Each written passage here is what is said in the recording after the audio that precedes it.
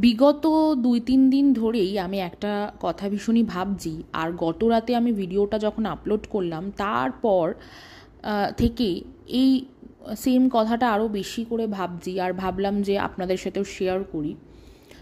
সেটা হলো যে এই যে বড় ভ্লগার যাদেরকে নিয়ে এখন আবার নতুন করে কন্ট্রোভার্সি শুরু হয়েছে, একটা সময় হতো তারপরে বন্ধ হয়ে গিয়েছিল অন্য কন্টেন্ট চলে আসাতে, এখন আবার নতুন করে শুরু হয়েছে। তো এখন কেন তাদেরকে নিয়ে কন্ট্রোভার্সি হচ্ছে, তার কারণ তারা কন্ট্রোভার্সিয়াল টপিকেই ভিডিও দিচ্ছে, আর সেটা হচ্ছে পারিবারিক কেচ্ছায়, এবং সেটা পুরোটাই নাটক। সে নাটকটা গতকালই ধরা পড়ে গেছে। তো এই নাটকটা তারা কেন করছে? ভিউজের জন্য।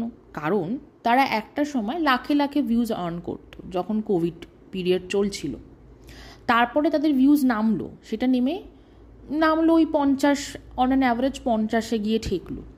তারপরে নামতে নামতে সেটা এতটাই নিচে নেমে গেল, এখন ওই 10, 11, কখনো তো 5-এ নেমে যায়। তো এতটা নেমে গেল আর কি ভিউজ। এবার প্রত্যেকটা কন্টেন্ট ক্রিয়েটার বলাটা ভুল, প্রত্যেকটা ইউটিউবার যাদের চ্যানেল মনিটাইজড এবং সেখান থেকেই তারা আর্ন করে, তাদের কনসার্ন কি থাকে? ভিউজ।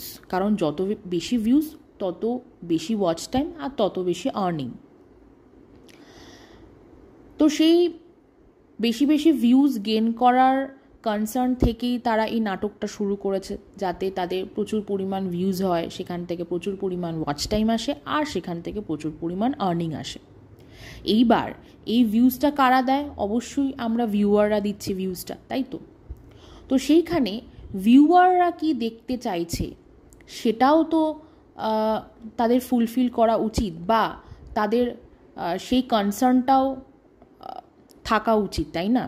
যে তাদের ভিউয়াররা কি দেখতে চাইছে, বা কারেন্টলি যে সমস্ত ভিউয়াররা তাদের এই নাটকের ভিডিওগুলোতে ভিউজ দিচ্ছে তারা কি দেখতে চাইছে, সেটা তো অবশ্যই এই ইউটিউবার বা ভ্লগারদের রেসপন্সিবিলিটি। তো এখন কারেন্টলি আমরা দর্শকরা চুলোচুলি দেখতে চাইছি। কবে হবে চুলোচুলিটা? প্লিজ মিস্টার ব্রাইট, প্লিজ, স্ক্রিপ্টটা বেশি ঘেনিয়ে যাচ্ছে, এইটাকে আপনাদের লং টার্ম চালিয়ে যেতে হবে। সুতরাং একটু ইন্টারেস্টিং কিছু আনুন। কালকে কি ব্যাগ কাপড় কি ফেলতে বলেন, একটু সলিড কিছু ফেলতে পারতো তো, ভাঙচুর করতে হতো তো, তাহলে গিয়ে বিষয়টা ইন্টারেস্টিং হতো। মানে কি বলবো, প্লিজ, মানে আমরা চুলোচুলি লাঠালাঠি মারপিট দেখতে চাই, প্লিজ। এরকম কন্ট্রোভার্সি টাইপের ভিডিও ক্যামেরা খুলেই বসে পড়লাম বলতে, ওটা ভালো লাগছে না। একই কথা বারবার রিপিটেটিভলি আর ভালো লাগছে না। আমরা বুঝে গেছি কি বলতে চাইছেন আপনারা দুজনে, বুঝে গেছি ভাই। স্ক্রিপ্টটা মোটামুটি আমাদের এখন মুখস্থ হয়ে গেছে। নতুন কিছু আনুন, সামথিং নিউ, ঠিক আছে? দরকার পড়লে আরও ভেতরের কথা, সেটা সত্যি হোক মিথ্যে হোক, সেগুলো রিভিল করুন। কি হচ্ছে যাই হোক, সে আপনারা রিভিল করবেন কি করবেন না সেটা পরের কথা, কিন্তু চুলোচুলিটা হোক। হ্যাঁ, সেটা ননদ বৌদির মধ্যে হবে কি আর একজন কো ক্রিয়েটারের সাথে হবে, মানে কলিগের সাথে হবে, সেটা আপনারা ডিসাইড করে নিন, কিন্তু শুরু করে দিন চুলোচুলিটা। বোরিং হয়ে যাচ্ছে। তো এইবার আর একটা আসল কথায় আসে, সেটা হচ্ছে যে কারোর হয়তো মনে হচ্ছে যে আমি হয়তো হঠাৎ করেই এদেরকে নিয়ে যে এই কন্ট্রোভার্সিটা শুরু হয়েছে, বা এরা যে নাটকটা করছে, তাই এই নাটক মারফত আমি এদের ভিডিও দেখা শুরু করেছি, এদের শুরু থেকে আমি কিছুই জানি না। একদমই ভুল ভাবছেন। আমি এদের ভিডিও দেখা শুরু করি রেগুলারলি, এদের ভিডিও দেখতাম যখন এদের মনিটাইজেশন নিয়ে একটা প্রবলেম হয়েছিল, এবং কলকাতা ক্যানভাস ওদের বাড়িতে গিয়েছিল। তারপরে গৈরিকা আন্টি একটা কথা তার ভিডিওতে বলেছিল যে ওরা বলেছে যে ওদের আপনাদের থেকে ডিরেক্ট মানিটারি কোনো হেল্প লাগবে না, বা কোনো টাকা পয়সা আপনাদের থেকে লাগবে না। ওরা চায় যে আপনারা ভিউজ দিয়ে ওদেরকে সাপোর্ট করুন, মানে ওদের ভিডিওগুলো স্কিপ না করে শুরু থেকে শেষ পর্যন্ত দেখে ওদেরকে ভিউ দিন, সেখান থেকে ওরা ওয়াচ টাইম পাবে এবং সেখান থেকে ওদের আর্নিং হবে, আর সেই আর্নিংটাই ওদের কাজে লাগবে। আর তখন ওরা বলেছিল যে, আর তখন মনে হয় ওই কিছু ফিনান্সিয়াল প্রবলেমের জন্য ওষুধ বন্ধ ছিল, অনেকগুলো ওষুধ চলছিল না, ঠিক আছে? তো ওষুধটা শুরু করতে পারবে, চিকিৎসা শুরু করতে পারবে, এগুলো বলেছিল। তো তখন প্রচুর মানুষ, ইভেন আমিও ইমোশনাল হয়ে, আর সেই কথাটা ভালোও লেগেছিল যে সচরাচর এরকম ধরনের মানুষেরা সবার আগে মানুষের থেকে ডিরেক্টলি টাকা চায়, টাকা না আছে সেখানে বলছে যে না আমরা ভিডিও করব, তোমরা ভিউ দাও। তো আমার ভালো লেগেছিলো এই ব্যাপারটা। তারপর থেকে ওদের ভিডিও রেগুলারলি দেখতাম, এবং তার পাশাপাশি ওদের যে পুরনো ভিডিওগুলো সেগুলোও দেখেছিলাম। সুতরাং ওরা যবে থেকে ভিডিও করছে তবে থেকে ওদের প্রত্যেকটা ভিডিওই আমার দেখা। হ্যাঁ, লাস্ট 1-1.5 বছরে হয়তো ওদের ওই ব্যাক টু ব্যাক বা সমস্ত ভিডিও হয়তো দেখিনি, মাঝে মাঝে কিছু কিছু ভিডিও দেখেছি, বা বেশিরভাগ ভিডিওই হয়তো দেখিনি।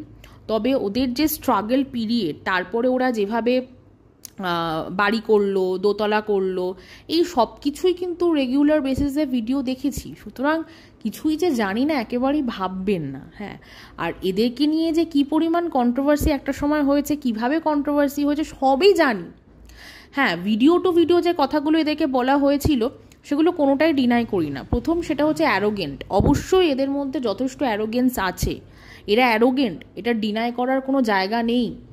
হ্যাঁ, ইভেন যখন এদের টাকা ছিল না বা যখন এরা লক্ষ লক্ষ টাকা রোজগার করতো না, তখনও এদের মধ্যে একটা অ্যারোগেন্স কাজ করতো, কিন্তু সেটা বেশি প্রকাশ পেত না, কারণ ফিনান্সিয়াল কোনো ব্যাকআপ ছিল না বা ফিনান্সিয়াল কোনো স্টেবিলিটি ছিল না এদের। তাই ঠিক আছে, সে অ্যারোগেন্সটা আরও পরিষ্কারভাবে প্রকাশ পাওয়া শুরু করেছে যবে থেকে এদের হাতে টাকা এসছে, এবং সেই পরিমাণ টাকা এসছে যেই পরিমাণ টাকা রোজগার করার মানে কথা এরা জীবনে কোনোদিন ভাবতেই পারিনি, মানে যোগ্যতার থেকে বেশি পেয়ে গেছে আর কি। ঠিক আছে, আচ্ছা, তার পাশাপাশি ওদেরকে নিয়ে ভিডিওর বাইরে যা কিছু বলা হয়েছিল সবই জানি, কে বলেছে, কিভাবে বলেছে, কে কারা কারা উস্কিয়েছে, এগুলো সবই জানি। সুতরাং একদমই ভাববেন না যে জানি না, এবং আমি এগুলো ডিনাই করি না। এই যে চামড়ার ব্যবসা, ওই ছোট্ট বাচ্চা মেয়েটার যে জন্ম বৃত্তান্ত নিয়ে কথা বলা হয়েছিল, তারপর সেখান থেকে কিভাবে কার সাথে ঝগড়া লাগলো, কি কি হয়েছিল সবই জানি। ঠিক আছে, কোনোটাই আমার অজানা নয়। কিন্তু অবশ্যই এরাই কিন্তু সেই ব্লগার যারা ইউটিউবে এই বাংলা কমিউনিটিতে বা ভ্লগিং জনারে প্রথম কেস বিষয়টাকে ইন্ট্রোডিউস করিয়েছে। না, ওরা এমন কারোর বিরুদ্ধে স্টেপ নিয়েছে যারা গোপন সূত্র ধরে সাইবার বুলি করেছে দেখে, তার কথা বলছি না। এরা এমন কিছু কিছু মানুষকেও এরা টানা হেঁচড়া করেছে, হ্যাঁ, আইনিভাবে, হ্যাঁ, যারা কিনা অতটাও বিশাল কিছু করে বসেনি। মোটমাট এদের কথায় কথাই হচ্ছে যে লিগাল স্টেপ নেব বা আইনের ভয় দেখানো, উইচ ইজ ভেরি ব্যাড। কথায় কথায় মানুষকে লিগাল নোটিশ পাঠানো, কথায় কথায় মানুষের আগেনস্টে লিগাল স্টেপ নেওয়া, এটা কোনো সলিউশন না। লিগাল স্টেপ নেওয়াটা কখনো কোনো সলিউশন না। আর একটা কথা বলে রাখি, যারা যারা ভাবছেন সুতোপাদি ক্রিমিনাল, আমি নাম ধরেই বলছি, সুতোপাদিকে অনেকে বলছে ক্রিমিনাল ক্রিমিনাল ক্রিমিনাল। আমরা একটা মানুষকে তখনও পর্যন্ত ক্রিমিনাল বলতে পারি না যতক্ষণ না কনভিকশন আসে বা যতক্ষণ না সে ক্রিমিনাল হিসেবে কনভিক্টেড হয়। একটা কথা মাথায় রাখবেন, কেসটা কিন্তু ইজ আন্ডার ট্রায়াল। ঠিক আছে, কেসটা চলছে, ফাইনাল রেজাল্ট কিন্তু এখনো বেরোয়নি। সুতরাং ফাইনাল রেজাল্ট বেরোনোর আগে ও ক্রিমিনাল, ও শাস্তি পেয়েছে, কি শাস্তি পেয়েছে, হ্যাঁ, কি শাস্তি হতে পারে যদি ও যে কোনো মানে ক্রিমিনাল অফেন্স করেছে সেটা যদি প্রমাণিত হয়, তারপরে গিয়ে শাস্তি পেয়েছে কথাটা কি। হ্যাঁ, অবশ্যই যে হ্যারাসমেন্টটা হচ্ছে সেটা অবশ্যই একটা ছোট শাস্তি। হ্যারাসমেন্ট হচ্ছে সেটা তো আর শান্তির কিছু হতে পারে না। আর কি ভাবছেন যারা কেস করেছে তারা খুব শান্তিতে বসে আছে? না, অবশ্যই না।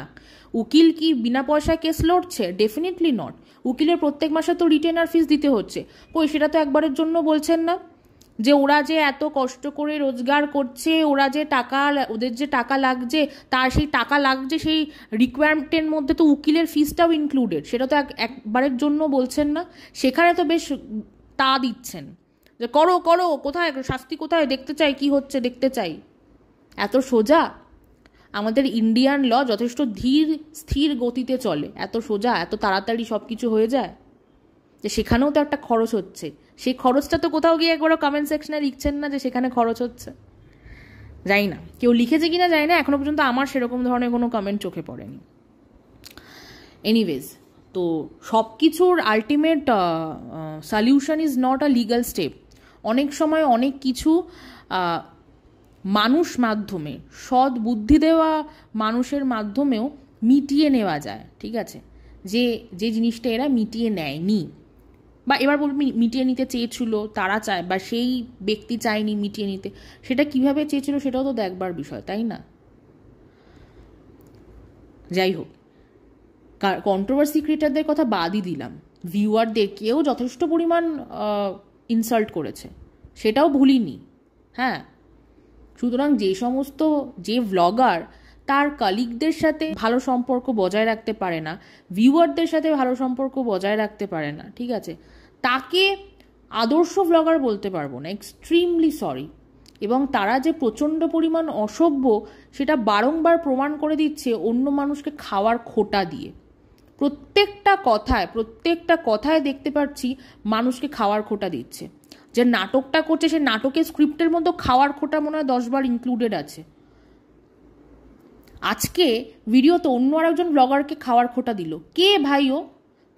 কারোর একটা চ্যানেল চলে গিয়েছিল, একটা প্রবলেম হয়েছিল, ঠিক আছে, সেই প্রবলেমটা তারা সলভ করে দিতে হেল্প করেছে বলে তাকে খাওয়ার খোটা দিচ্ছে। কে? Who is she? মা অন্নপূর্ণা? হ্যাঁ, যে ওর জন্য সবার পেটে ভাত জুটছে। ওদের যদি ওই চ্যানেলটা পুরোপুরি চলে যেত, ওরা নতুন চ্যানেল ক্রিয়েট করে আবার শুরু করতো। মানে সব কিছুতে একেবারে খাওয়ার খোটা দেওয়ার জন্য বসে আছে। সুতরাং ওরা যে সত্যি অসভ্য সেটা বারংবার ওদের বিভিন্ন কথার মধ্যে দিয়েই প্রকাশ পাচ্ছে। আর ওরা যে অসভ্য ছিল সেটা এর আগে ওদের বিভিন্ন কথার মধ্যে দিয়েই প্রকাশ পাচ্ছে। আসলে কি বিষয়টা জানেন তো, এরা সেই কালচার থেকেই বিলং করে। এখন ব্যাপার একটাই যে হাতে টাকা চলে এসছে, ওই যে যোগ্যতার থেকে বেশি টাকা চলে এসেছে, আর কিছুই নয়, ঠিক আছে। না হলে এইচএস পাশ করা কিছু পাবলিক কোনোদিন ভাবতেই পারবে না জব মার্কেটে সার্ভাইভ করে লক্ষ লক্ষ টাকা রোজগার করার কথা, কোনো দিনই না। যে সমস্ত মানুষ অল্প শিক্ষায় প্রচুর লক্ষ লক্ষ টাকা রোজগার করেছে, মানে ইউটিউবের বাইরে, সোশ্যাল মিডিয়ার বাইরে বলছি, তাদেরকে একবার জিজ্ঞেস করবেন কি পরিমাণ পরিশ্রমটা করেছে, তারপরে গিয়ে সেটা সেই লক্ষ লক্ষ টাকা রোজগারের মুখটা দেখতে পেয়েছে। আর এদের হয়ে গেছে এটা ইজি আর্নিং প্রসেস বা ইজি আর্নিং সোর্স, ঠিক আছে, সেই কারণে ধরাকে সরা জ্ঞান করছে। তাই এদের এই নাটকটাকে কোনোভাবেই আপনারা জাস্টিফাই করতে পারবেন না। আচ্ছা, এরপরে আর একটা কথা সেটা উঠছে যে এরা যে নাটকটা করছে সেখানে তো নিজের পরিবারের মধ্যে নাটক করছে, এরা তো কারো ক্ষতি করছে না, তাদের এদেরকে নিয়ে কি বলার দরকার বা এদেরকে নিয়ে বলার কি আছে? তাই যদি হয়ে থাকে, কন্ট্রোভার্সি জনারে এখনও অবধি টপ কন্টেন্ট যেগুলো ছিল বা লাস্ট 1.5-2-3 বছরে হয়েছে, সেটা হচ্ছে যে ম্যান্ডির পরকিয়া, আর 1.5 বছর ধরে চলছে টিনার পরকিয়া, এই দুজনের পরকিয়া, ঠিক আছে। এবং তার পাশাপাশি ডেফিনেটলি জিরো আলম আর স্যান্ডি এরাও বাদ যায়নি। জিরো আলম তো বাঁধিয়ে রাখার মতো, মানে জিরো আলম আর টিনা এই দুজন হচ্ছে বাঁধিয়ে রাখার মতো, ঠিক আছে।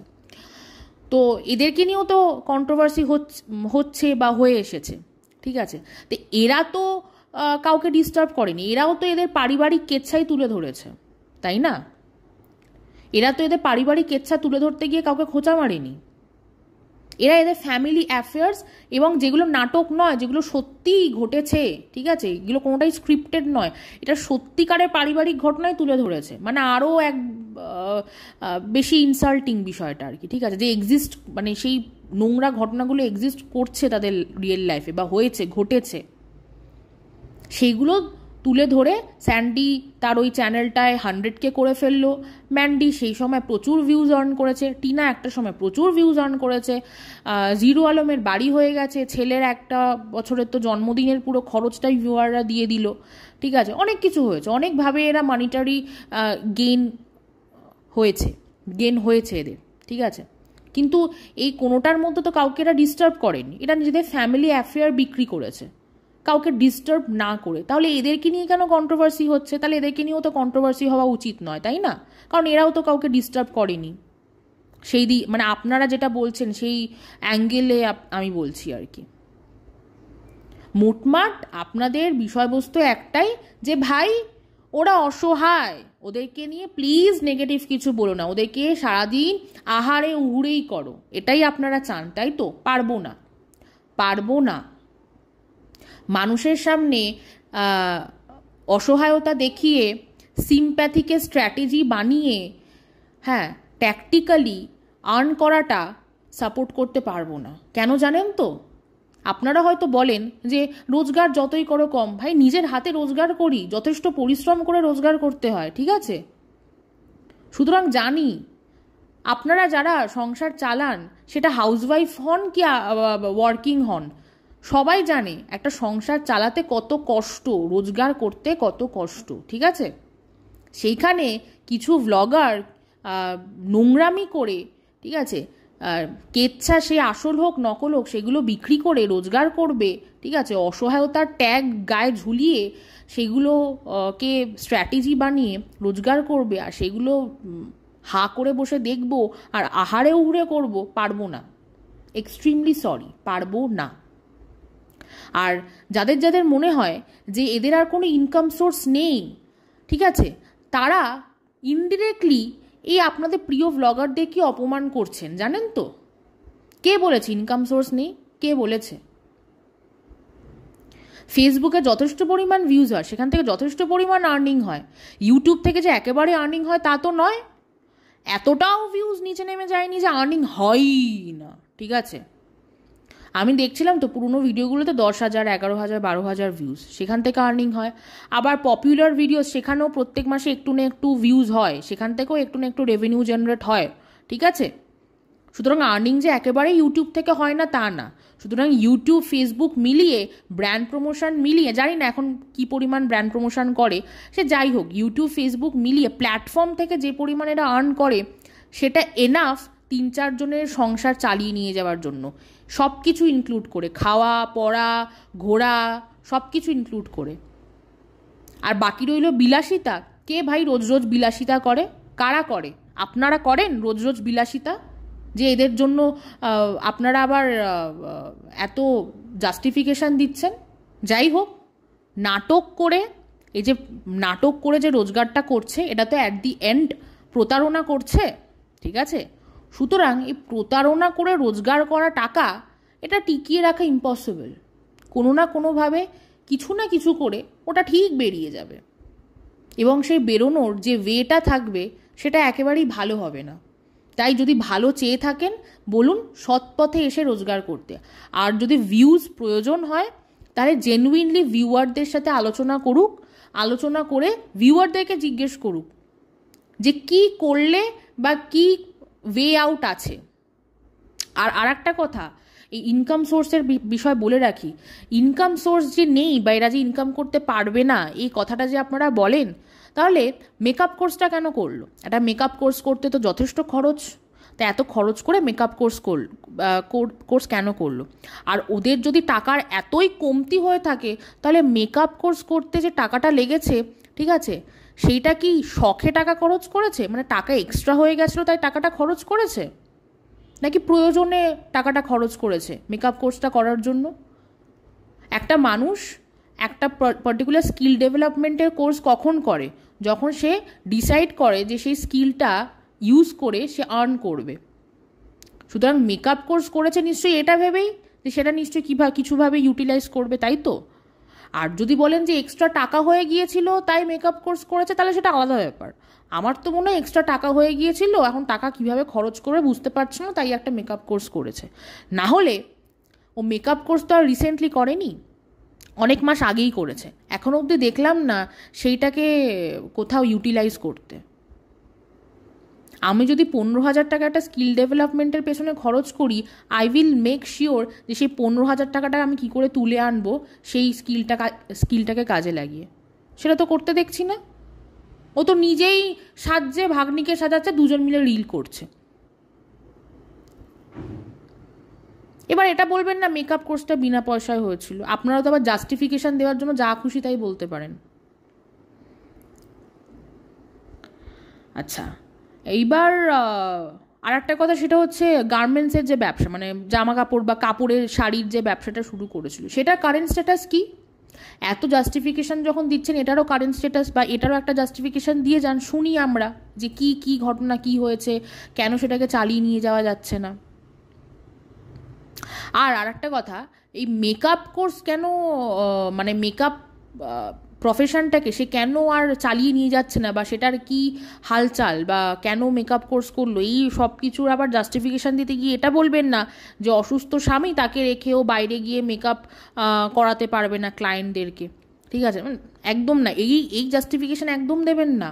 মানুষ হাসবে, এমনি হাসছে, আপনাদের কমেন্টগুলো পড়ে না রীতিমতো বাকি ভিউয়াররা হাসছে, একদম না, এই জাস্টিফিকেশান দেবেন না, ঠিক আছে?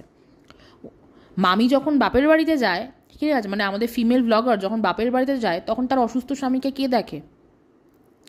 কি জানেন তো, সৎ পথে পরিশ্রম করে রোজগার করার তাগিদ যদি থাকে, সব রকম সলিউশন তারা বার করতে পারে, সব রকমের।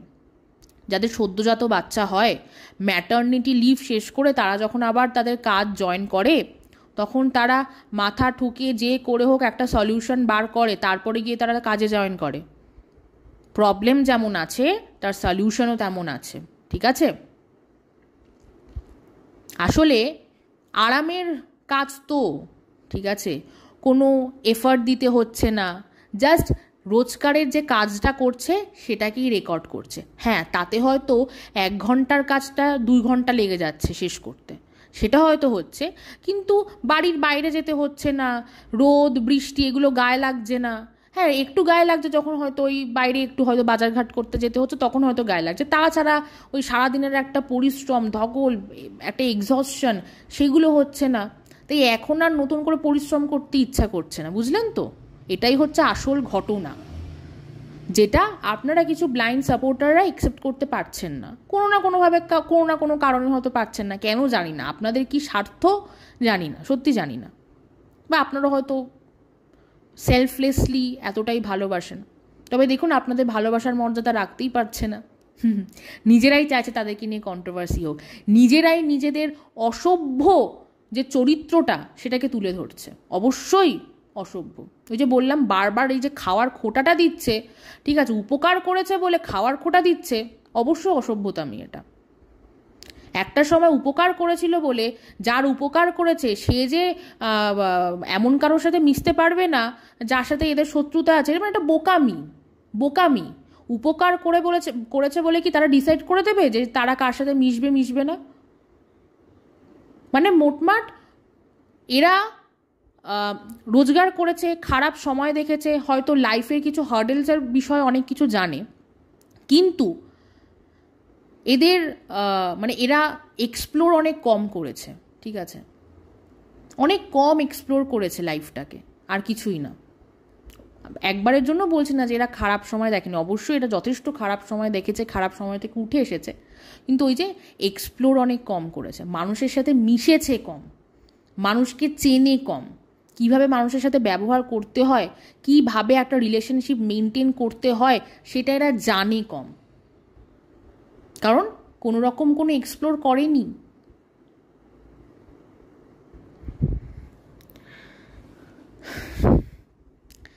আচ্ছা, এবার আসি চরিত্র ঘটিত একটা টপিক উঠে এসেছে, সেটা হচ্ছে যে আজকে সকালে সুতোপদির একটা ভিডিও দেখলাম, তারপরে দীপ্তি আন্টির একটা ভিডিও দেখলাম বিকালবেলা। হ্যাঁ, তো এখানে অবশ্যই আমার টপিকটা ভালো লেগেছে অবশ্যই, ঠিক আছে। হ্যাঁ, এবার তাদের কথার সাথে আমি মানে সহমত হচ্ছি কি হচ্ছি না সেটা তো আমার বক্তব্য শুনলেই আপনারা বুঝতে পারবেন, ঠিক আছে। প্রথমে আসি যারা পরকীয়া দেখিয়েছে, ঠিক আছে, পরকীয়া দেখিয়েছে যে সমস্ত, তারা নিজেরা পরকীয়া দেখিয়েছে, তারা সেটা আবার ব্লগেও দেখিয়েছে। হ্যাঁ, ম্যান্ডি যেরকম মানে ইনডিরেক্টলি দেখিয়েছে আর কি, মানে পুরোপুরি ছেলেটাকে সামনে এনে বেশি ভালোবাসা উজাড় করে দেয়নি, তবে হ্যাঁ ইনডিরেক্টলি ও পরকীয়াটাকেও দেখিয়েছে, ঠিক আছে।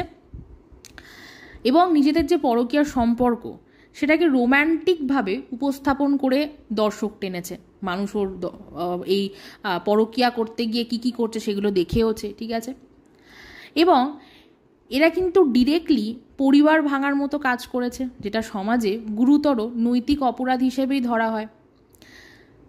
আর এক কাঠি ওপরে যায় তো আমাদের টিনা, ঠিক আছে, সে পরকীয়া শুধু করেনি, বাচ্চাকে রেখে বেরিয়ে গেছে, মানে ভাই বাচ্চার কোনো দায়িত্বই নেব না, আমি ফ্রিলি পরকীয়া করব, প্রেম করব, ঘুরে বেড়াবো, ইল্লিগালি বিয়ে করব, ঠিক আছে, এরকম একটা ব্যাপার। হ্যাঁ, মানে পাঞ্চি বানু উড়তি ফিরু, ঠিক আছে।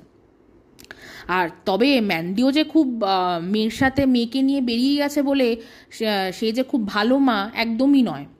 ওর ফ্ল্যাটে যেদিন ওই পুলিশ গিয়েছিল তখন ওর মেয়ের যে মুখটা দেখেছিলাম, ভয় পেয়ে গিয়ে নিজের দিদাকে জড়িয়ে ধরে যে এক্সপ্রেশনটা দেখেছিলাম বাচ্চাটার, একদমই নয়। বাচ্চাটা সবই বুঝতে পারছিল। ইভেন এমনকি ওর বাবার সাথে যখন দেখা করেছিল তখন বাবাকে বলছিল তুমি একদম কাঁদবে না, মানে ও সব কিছুই বুঝতে পারছিল। সুতরাং ওর ওপর দিয়েও একটা ঝড় বইছিল। ম্যান্ডি মেয়েকে নিয়ে বেরিয়েছিল বলে ম্যান্ডি ভালো মা একেবারেই নয়, ঠিক আছে? এদের দুজনের জন্যই তাদের বাচ্চারা যথেষ্ট বাজেভাবে এফেক্টেড হয়েছে। ম্যান্ডির মেয়ের একটা সৌভাগ্য, সেটা হচ্ছে যে আজকে দুজনের সম্পর্কটা জুড়ে গেছে, ও মা বাবাকে আবার একসাথে দেখতে পারছে এবং আগামী দিনেও হয়তো দেখবে, ঠিক আছে? এইটা ওর সৌভাগ্য। তবে টিনার ছেলের সেই সৌভাগ্যটা নেই, ঠিক আছে? দুর্ভাগ্য। তো এদের ক্ষেত্রে চরিত্রহীন বলা যায়, অবশ্যই বলা যায়, কারণ এরা নিজেদের অনৈতিক সম্পর্ককে গ্লোরিফাই করেছে এবং সেটাকেই বিনোদন রূপে দিচ্ছে, ঠিক আছে? আচ্ছা, এইবার আসি সেকেন্ড, যারা কিনা পারিবারিক কেচ্ছার ব্লগার। হ্যাঁ, এই যে এখন যাদেরকে নিয়ে হচ্ছে, ঠিক আছে, মানে সেটা হয়তো ইন রিয়েল নয়, কিন্তু নাটক করে তো দেখাচ্ছে ভাই, ঠিক আছে, এবং সেখান থেকে বেশ ভালো মতো ভিউজও গেইন করছে। তো এরা কি দেখাচ্ছে, যে নিজের সংসারের ঝগড়া, কান্নাকাটি, মান অভিমান, ঠিক আছে, এগুলো তারা নাটক করে দেখাচ্ছে। এবং এদের উদ্দেশ্য কি? সহানুভূতি। হ্যাঁ, এতদিন নাটক ধরা পড়ার আগে তো ফিমেল ব্লগারকে রীতিমতো ভালোবাসার মানুষরা ভরে ভরে সহানুভূতি দিচ্ছিল, যে আহারে ওর বর তো কাজ করতে পারে না, ও একাই কাজ করে, রোজগারও করছে, আবার বাড়ির ছাদ থেকে একদম গ্রাউন্ড ফ্লোর পর্যন্ত পরিষ্কার করা, রান্না বান্না সব ও একাই করছে, ঠিক আছে? সুতরাং একটা সহানুভূতি দেখাচ্ছিল এবং সেই সহানুভূতি ও কৌতূহল নিয়ে ও ভিউজ টেনেছে বা টানতে চাইছে এবং সেখান থেকে ভাইরাল হতে চাইছে। হ্যাঁ, আর ভাইরালিটির সাথে সাথে কি হবে? প্রচুর পরিমাণ রেভিনিউ জেনারেট হবে, ঠিক আছে? তো এখানে পরকীয়ার মতো কোনো অন্যায় কাজ ডেফিনেটলিও করছে না, কিন্তু ব্যক্তি গোপনীয়তা, সম্মান ও সংসারের যে পবিত্রতা সেটা নিয়ে খেলছে, ঠিক আছে? তো এক্ষেত্রে কি চরিত্রহীন বলা যায়? ডেফিনেটলি নয়। তবে এরা ভিউয়ের জন্য আত্মসম্মান বিক্রি করছে, যেটা নৈতিক দিক থেকে অবক্ষয়। তাই চরিত্রহীন যদি বলতেই হয় তাহলে যারা পরকীয়াকারী তাদের দিকেই আঙুলটা উঠবে। আর অন্যদিকে যারা পারিবারিক কেচ্ছার নাটকবাজ, ঠিক আছে, এই যে বড় ভ্লগার, ঠিক আছে, তারা আসলে ভিউজ লোভী এবং নৈতিকভাবে তারা পুরোপুরি দেউলিয়া। চরিত্রহীন এদেরকে বলবো না, ওই যে বললাম নৈতিকভাবে দেউলিয়া হয়ে গেছে। হ্যাঁ, ভিউজ অন্য কেউ কেচ্ছা বেচে ভিউজ আর্ন করছে, আমাকেও কেচ্ছা বেচে ভিউজ আর্ন করতে হবে, তাই নিজের ডিগনিটিটাকেই হারিয়ে দিই ভাই। আর যা ডিগনিটি যায় ভাড় মে, আমার ভিউজ লাগবে, আমার রোজগার লাগবে। হ্যাঁ, আর ব্লাইন্ড সাপোর্টাররা ভাবছে আহারে ওদের তো রোজগার হয়ই না, হ্যাঁ, কি করে সংসার চলবে।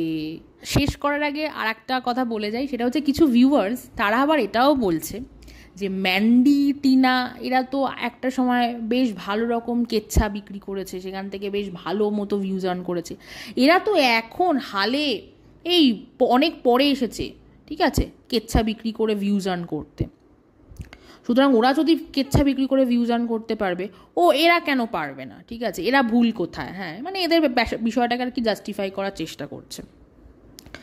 তো ঘটনাটা হচ্ছে যে ধরুন দুই বন্ধুর মধ্যে একজন মিডিওকার, ঠিক আছে, ভালো মোটামুটি একটা ঠিকঠাক মার্কস নিয়ে পাশ করে যায়, আর আরেক বন্ধু ওই ফেল করতে করতে বেঁচে যাওয়ার মতো পাশ করে আর কি, ঠিক আছে।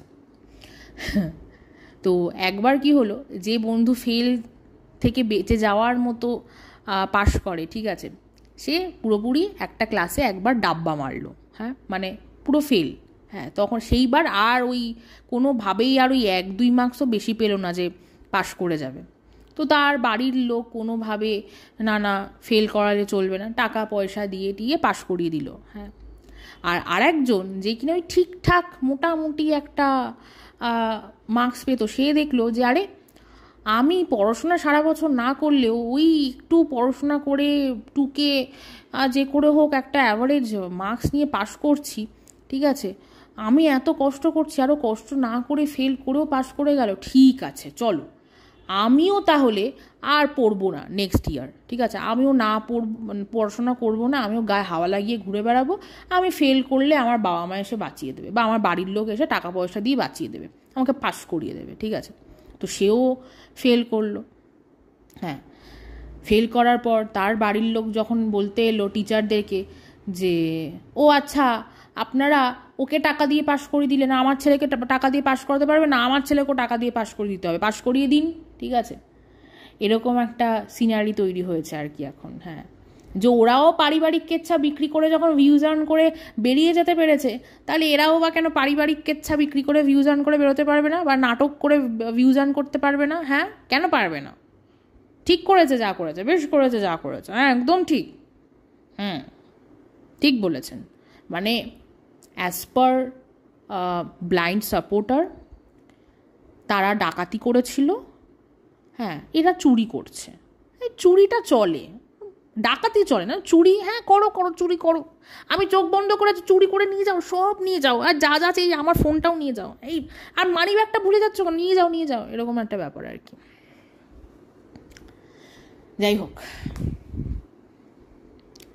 ভিডিওটা এত অবধি থাকলো, সবাই খুব ভালো থাকবেন, মন ভরে আনন্দ করে নাটক দেখতে থাকবেন, অনেক খেললি করতে থাকবেন, আর চুলোচুলি যেন হয় সেটাই ভগবানের কাছে প্রে করুন। কমেন্ট সেকশনে বারবার গিয়ে লিখুন যে চুলোচুলি দেখতে চাই, চুলোচুলি দেখতে চাই, যাতে ওরা চুলোচুলি দেখাতে বাধ্য হয়, যাতে ওদের বেশি বেশি ভিউজ হয়, ঠিক আছে। Thank you.